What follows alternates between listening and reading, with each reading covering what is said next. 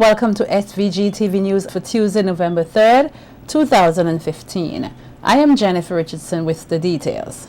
3 persons have been found culpable of manslaughter with gross negligence at the conclusion of the Rock Gutter Coroner's inquest, which looked into the circumstances surrounding the incident on January 12th this year, which claimed the lives of 7 students from the Fancy community.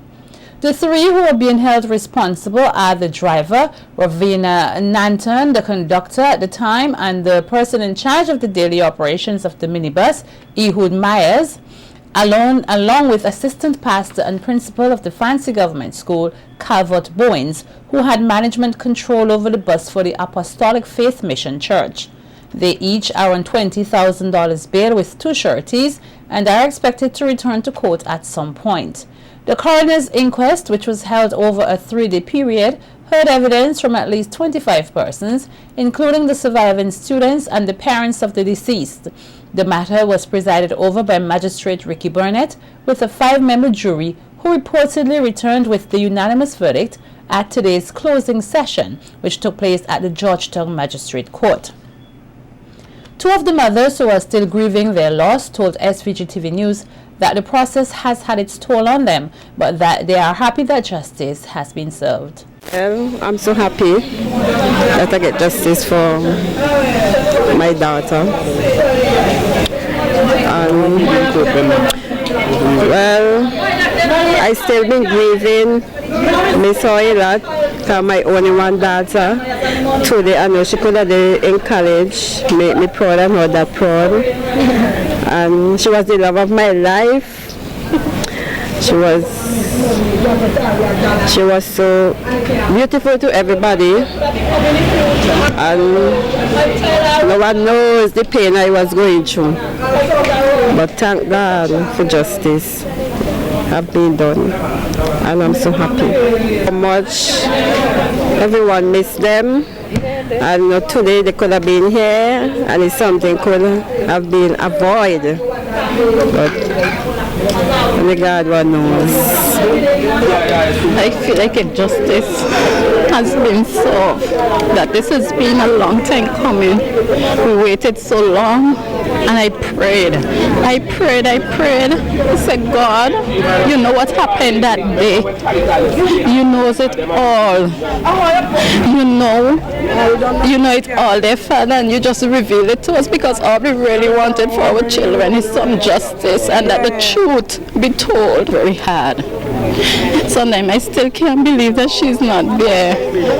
And I tell you, this month was a terrible month for me, because this was the 3rd of October, would have been her birthday. And that day I had suffered so much. This matter is real, and this inquest, it was so hard on me. You know, I am not even feeling so well at this moment, but thank God, Father, that you're alive and you're well and you knows all things. And I continue to trust Him and pray that thing goes in our favor. Relatives of the deceased and surviving students also shared their thoughts on the verdict handed down. My name is Rosie Edwards. I'm Jamali and Jamal grandmother, and Raquel aunt. And the verdict, I feel so good. Sometimes I walk in, my head hurt in me just because I lose my 2 grandsons. Right now, I'm happy, and I would like to thank God for giving us justice for the 7 lives that have taken away from us. I was one of the survivors. Thank God for life.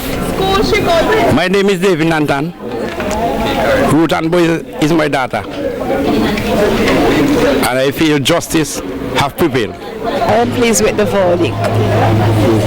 Yes, I think justice has been served. Teacher and aunt of one of the deceased students, Felicia Alexander, says though the process is not yet over, they are feeling a sense of relief with the verdict. My name is Felicia Alexander. I am the aunt of Anika Alexander. I am also a teacher. I taught all of the children who died and are missing in the Rock Gutter accident. The verdict today has been a very good relief for my family and the other families. after the accident, it has been a very emotional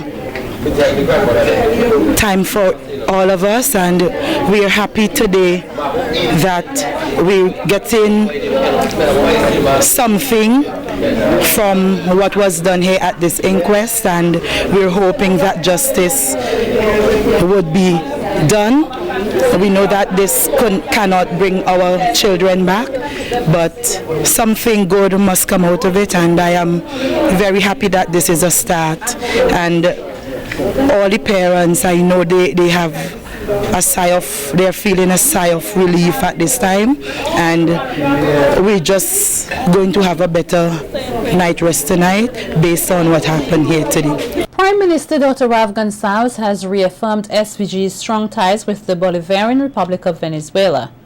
At a media briefing attended by the visiting Venezuela President Nicolas Maduro at the Argyle International Airport Terminal building yesterday, PM Gonsalves says the sovereignty of Caribbean countries must be upheld. The people of St. Vincent and the Grenadines and their government have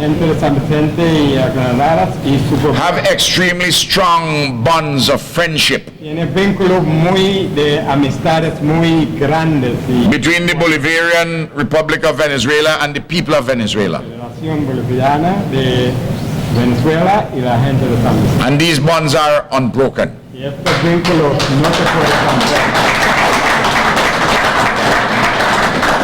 They are based on high principles of sovereignty and the defense of independence, complementarity of our economies,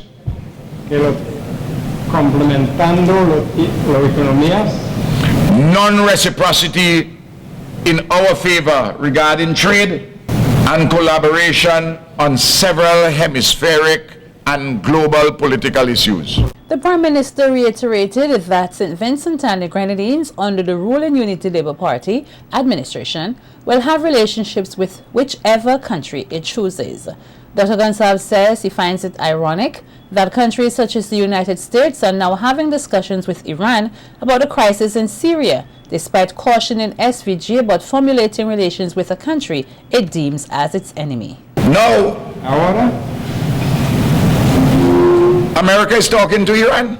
América y Irán están hablando, ¿no?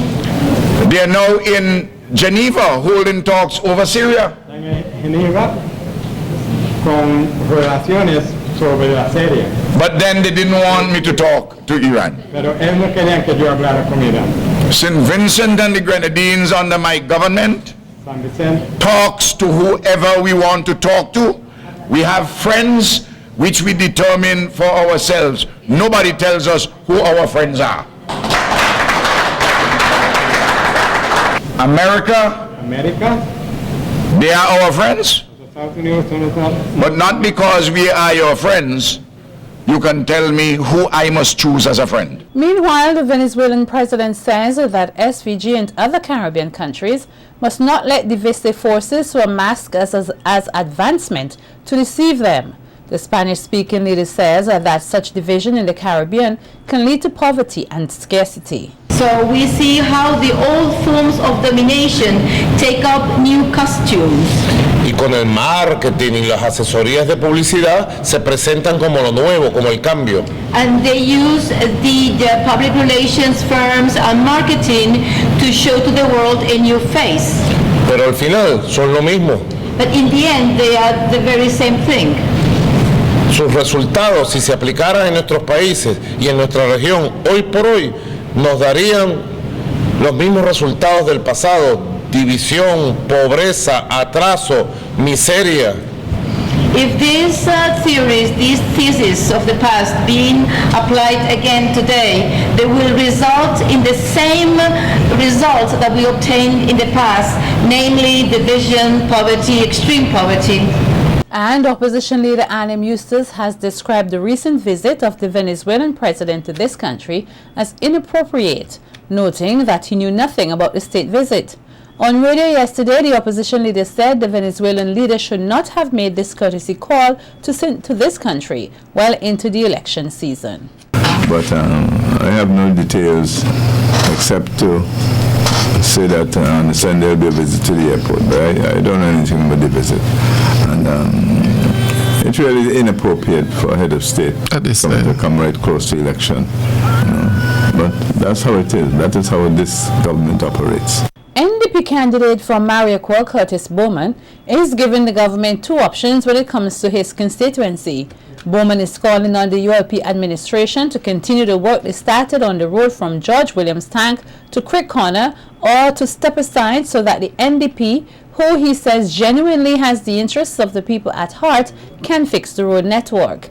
He noted that the issue is one which his constituents have been complaining about, but nothing has been done, noting that the roads have been covered in stones for some time now, which puts the motorists and pedestrians in the area at a great disadvantage. Bowman stated that the people of Mariacoa deserve good roads and better representation. The people of Mariacoa told me that when I get to Calico tonight, before I start talking about health, I should let the Prime Minister know that it is time for him to fix that piece of road from George Williams Tank down to Creek Corner. It is time for him to give us back a road from the stone truck that we have there. And the people of Mariacoa ask me to tell the Prime Minister either he fix the road now or he call the election so that the New Democratic Party can fix that road. Bowman says health is also a fundamental human right, which is an essential component of development to SVG's economic growth and internal stability. He says the situation of healthcare and health facilities in SVG is deplorable because, in his opinion, the government has neglected the healthcare sector for too long.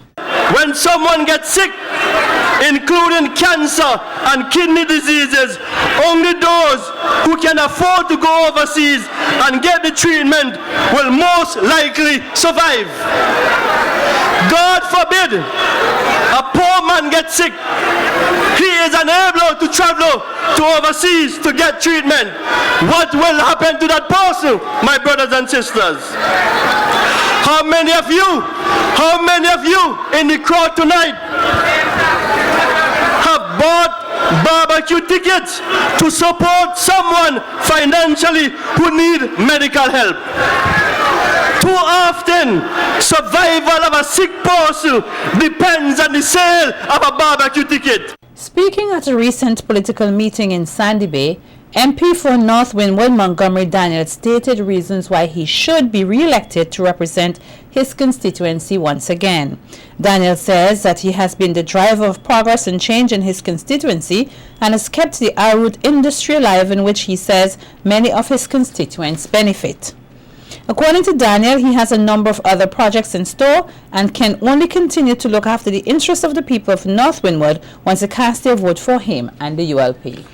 If it was not for my persistence and my endurance, the arrowroot industry would have been a thing of the past in St. Vincent and the Grenadines. But I've assisted in bringing back the arrowroot industry. There's the cassava factory at Orangeville. There's the fisheries complex in Ovia. There is the Rabuka Bridge. I've done over 5 bridges in this constituency. We built them completely. Comrades, I have built a secondary school and a primary school. There's the Learning Resource Center. There's the Garifuna Radio. There is the education revolution. There is the housing revolution. As a matter of fact, the housing revolution is one where many would have benefited from materials to improve their houses. In some cases, roofs were completely repaired and restored.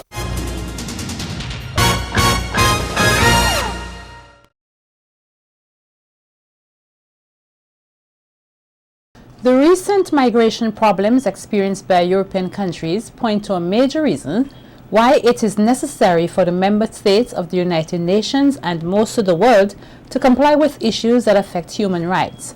That's according to Permanent Secretary in the Ministry of Foreign Affairs, Foreign Trade, Commerce and Information Technology, Nathaniel Williams, who was speaking at the opening ceremony of the International Human Rights Systems Capacity Building Workshop earlier today at the Foreign Affairs Conference Room.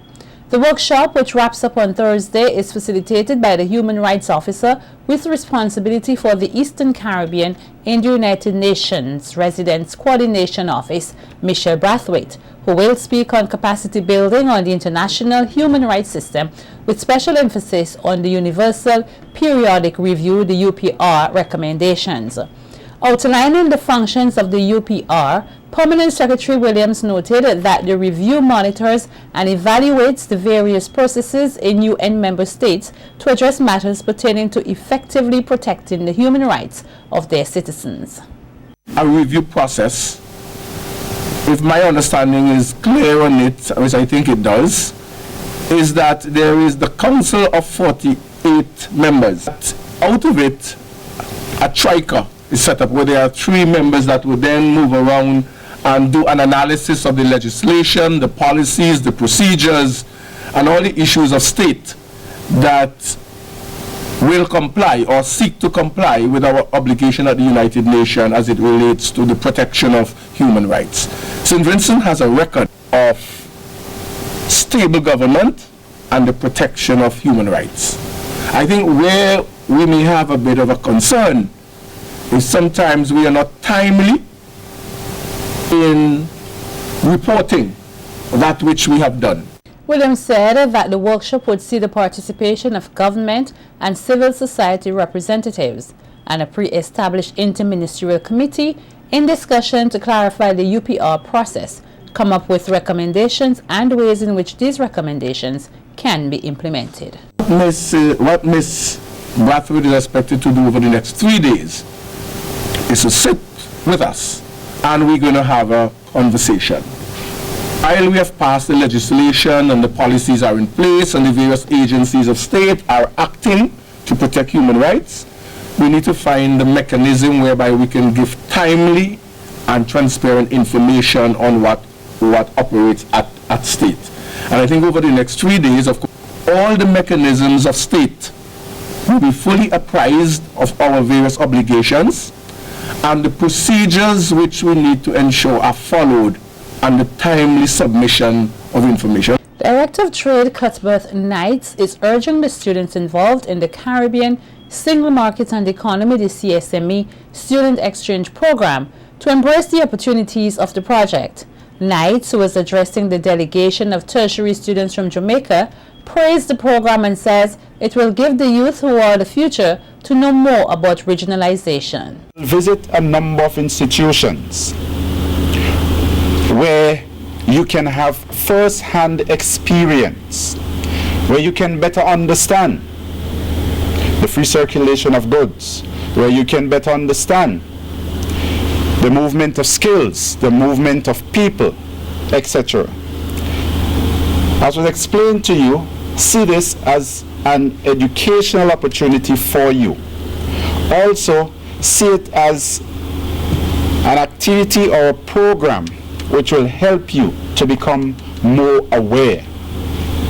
I said to you that you are engaged in the CSME, you're engaged in the regimes of the CSME. You should have that ability to identify with the CSME. You are the future. Two of the Jamaican students, Andre Blake and Onika Barrett, say they are looking forward to learning more about the implementation of the CSME here. I'm tremendously excited about just learning about the country as well and the culture, because I strongly believe that if CSME is to work, it's not just about the framework that puts that in place, but also about our ability to identify as regional persons rather than just as national persons. So I'm very excited about learning about CSME. Being a Jamaican and being a regionalist by nature, I have a fervent interest in the development of the region.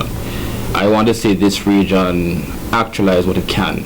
And the only way we can do that is if we as a region decide that we're going to come together and understand that within the context of sovereignty, there is a space for regionalism. There's a space to embrace this idea that we're one region working together for a common agenda and a common objective. So I'm very excited to be here. It's my first time in St. Vincent. In fact, it's my first time in the Eastern Caribbean. And I'm looking forward to embrace the culture, the warmth of the people, and to see the opportunities that are out here. The Lions Club South public speaking debate will come off this Thursday, the 5th November, where 6 finalists representing their respective secondary schools will compete for the prestigious title. President of the Lions Club South, Michael John, says the competition will be held at the Methodist Church Hall and all are invited to attend the live televised event. The public speaking final that is scheduled for November 5th at the Methodist Church Hall from 7:30 p.m. and you know that is a huge event. That is one of our flagship projects, and we're really looking forward to the entire community and even people in the diaspora to view that competition. We have 6 finalists that will be taking part in the competition. President John also announced that a medical team from the United States will be coming to this country from Thursday, November 9th for a medical mission. He says that on the night of the public speaking debate, the Lions Club will launch their cancer program, which will also aid in raising funds to assist those in need of medical care. Their main focus area would have been the colonoscopy, scans and so on, but they are adding the breast cancer to it. So that is something that the public can look forward to, because as you know, those tests are very expensive if you have to go overseas to have them done, and we're bringing them right here to our shows. So those are some of the main projects. Also on the night of the public speaking final, we want to stay in tune with the district governor. You would have heard the core areas, and we're going to launch a prostate cancer program whereby we will be educating. As you know, prostate cancer, I think St. Vincent's rank highly in terms of persons suffering from prostate cancer. And just a reminder to our viewers that on Thursday the 5th of November, SVG-TV News will come at an earlier time from 6:15 p.m. to accommodate the live broadcast of the public speaking competition, which is expected to begin at 7:30 p.m.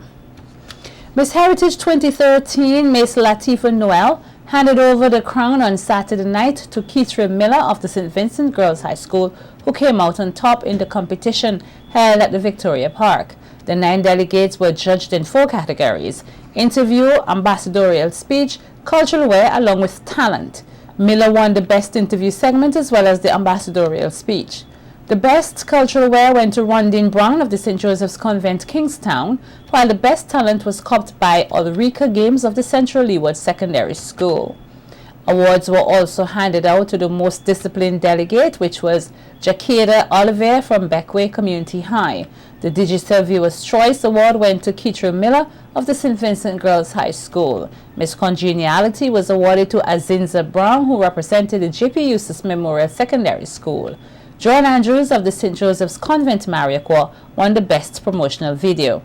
At the end of the night, Keithra Miller of the St. Vincent Girls High School emerged the winner of the Scotiabank National Secondary Schools Miss Heritage Pageant 2015, with first runner-up being Rondine Brown from St. Joseph's Convent, Kingstown. Second runner-up went to Ulrika Games of the Central Leeward Secondary School, and the third runner-up went to Joan Andrews of St. Joseph's Convent, Mariaqua. Here's some highlights from the pageant. Will not let me go. Well, I know there can come fire from the sky to refine. Passa me there. She said I could look nice from top me back. Talking to pasta me there. Don't let the neighbors find out. Don't let the neighbors find out. Don't let the neighbors find out. Police have come to see girl of shame out.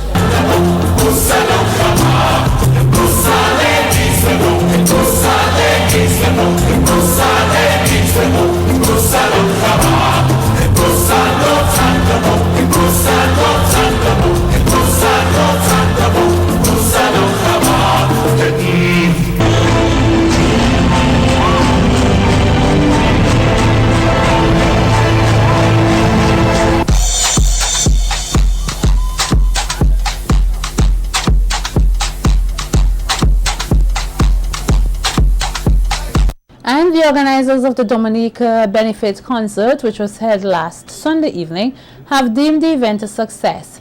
The concert featured a number of local and regional artists who came together on one stage at the Victoria Park in aid of Dominica, which was devastated by Tropical Storm Erica.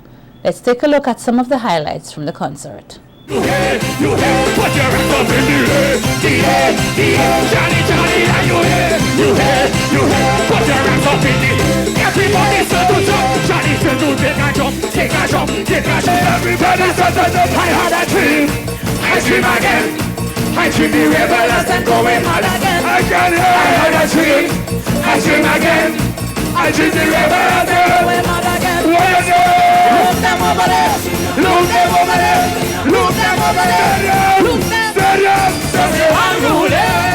Nobody can talk to me! They're unruly! Here I got my friend gal come and she know how to mix it up. Hear me now! You think you could handle me? You think you could handle me?